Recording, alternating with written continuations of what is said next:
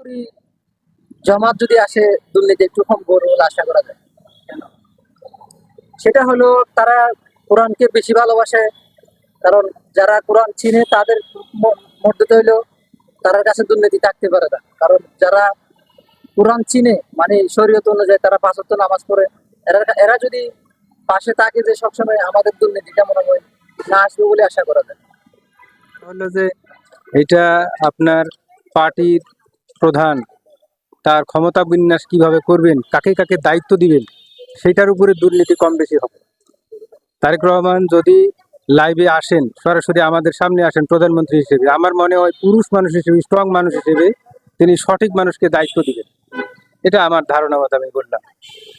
এবং সেইভাবে যদি উনি সরকার পরিচালনা করেন, দুর্নীতি মোটামুটি জিরোতে না আসলেও 25%-এর মানে কভার করে ফেলবেন। 75% দুর্নীতি আউট হয়ে যাবে ইনশাল্লাহ।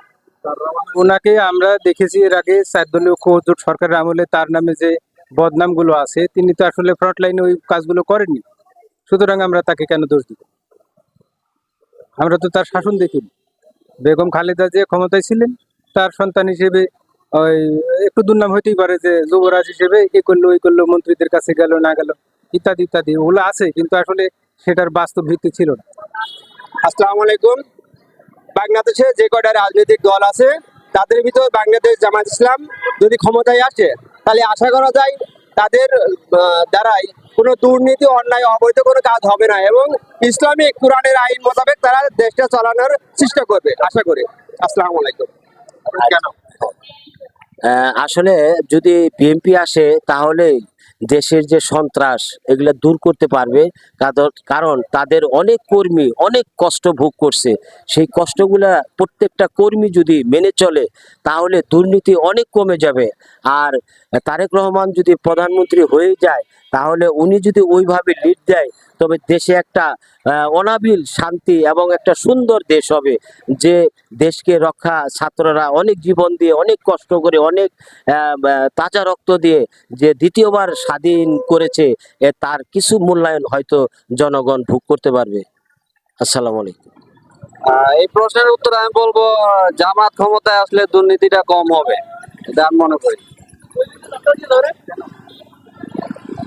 কারণ ওনারা ধর্মভিত্তিক ভাবে রাষ্ট্র পরিচালনা করবে আর ওনারা ধর্মের উপর খুবই বিশ্বাসী, কোরআন বিশ্বাসী, আল্লাহ এক এটার উপর বিশ্বাসী। এই জন্য আমি মনে করি ওনারা ক্ষমতায় আসলে দুর্নীতি, চাঁদাবাজি এগুলো কম হবে। আমার ধারণা তারেক রহমানই প্রধানমন্ত্রী হতে পারে। কারণ বিএনপি একটা বৃহৎ দল। সরকার গঠন করতে গেলে আসলে যে ধরনের লোকজনের প্রয়োজন, যে ধরনের মাথাওয়ালা লোক প্রয়োজন, বা যারা সরকার চালাতে রাষ্ট্র চালাতে করতে পারবে, সে অভিজ্ঞতা বিএনপির মধ্যে আছে। তো আমার ধারণা জামাত দল হিসেবে এখন অনেক ভালো, কিন্তু রাষ্ট্র পরিচালনা করার মতো লোকজন ওদের কাছে এখন এত সাফিসিয়েন্ট না। তো আমার ধারণা তারেক রহমান হইতে পারে এবং হইলে বোধহয় ভালো হবে। অবশ্যই জামাত আসলে আমি মনে করি অনেকটাই দুর্নীতি কমবে। সুশাসন কায়েম হবে, আমি মনে করি সুশাসন কায়েম হবে। বোঝা যায় আমার কথা?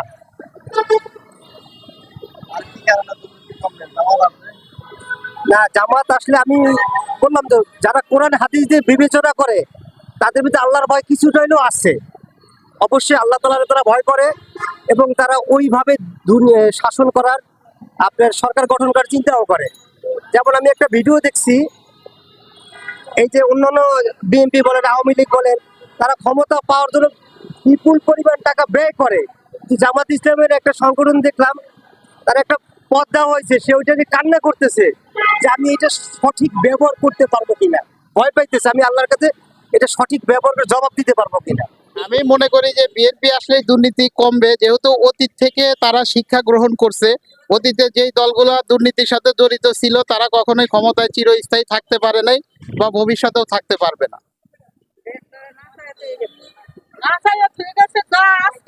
দেশটা দুর্নীতি থাকবে না আশা করি। জামাত ইসলাম অনেক অনেক ভালো, অনেক ভালো। জামাত যে ভালো যেমন চরমনায় গেছিলাম, চরমনায় দেখলাম 20 লাখ মানুষ 3 দিন বন্ধ ছিল। তারা একটু হলো না, সুন্দর জিকির পড়ছে, সুন্দর নামাজ পড়ছে, জিকির পড়ছে, আবার ওখান থেকে আমরা আসছি, কোন সুন্দর লাগছে, ভালো লাগছে। জামাত ইসলাম, তো জামাত ইসলাম যেগুলো কাজ করে কিন্তু ভালো, কিন্তু অন্যায়টা, অন্যায়কারীর অন্যায় অবশ্যই বিচার আছে। আমি অন্যায় করলে বিচার হবে না? তাহলে আমি যদি অন্যায় করি অবশ্যই বিচার আছে। তাহলে একটা মানুষ কোনটা যাইতেছে, জামাত ইসলাম আইলে কিরকম, বিএনপি আইলে কিরকম, দুই পার্টি আওয়ামী লীগ আর বিএনপি তারা দূরে লেগে থাকবে, ঠিক আছে, আর জামাত ইসলাম কিন্তু লেগে থাকবে। মানে দল তো বিএনপি অতীতে ছিল, আওয়ামী লীগও ছিল, জাতীয় পার্টিও ছিল, সবার মধ্যেই দুর্নীতি বের হয়েছে।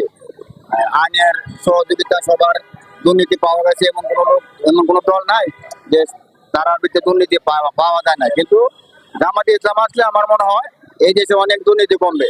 এছাড়া কোনো দল সঠিক না, সবাই দুর্নীতি করছে। এছাড়া আমলেও দুর্নীতি হয়েছে, বিএনপিরাও করছে, বর্তমান যে সরকার চলে গেছে এরাও করছে, দুর্নীতি সবাই করছে। কিন্তু আমরা নতুন প্রজন্ম দেখতে চাই, নতুন সরকার দেখতে চাই, ইসলাম কায়েম চাই।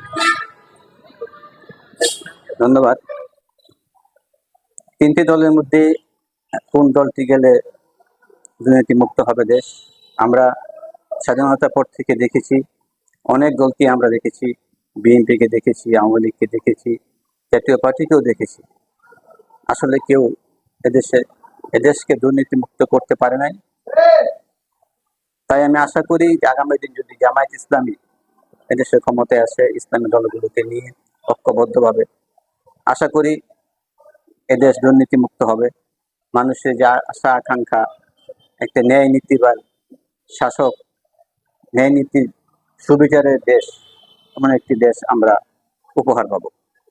এর প্রতি জবাবে আমি বলতে চাচ্ছি, দুর্নীতির মহাসমুদ্রে বাংলাদেশ আবদ্ধ করেছে। এই দুর্নীতির মহানায়ক কারা, আর তাদেরকে আমরা দেখেছি।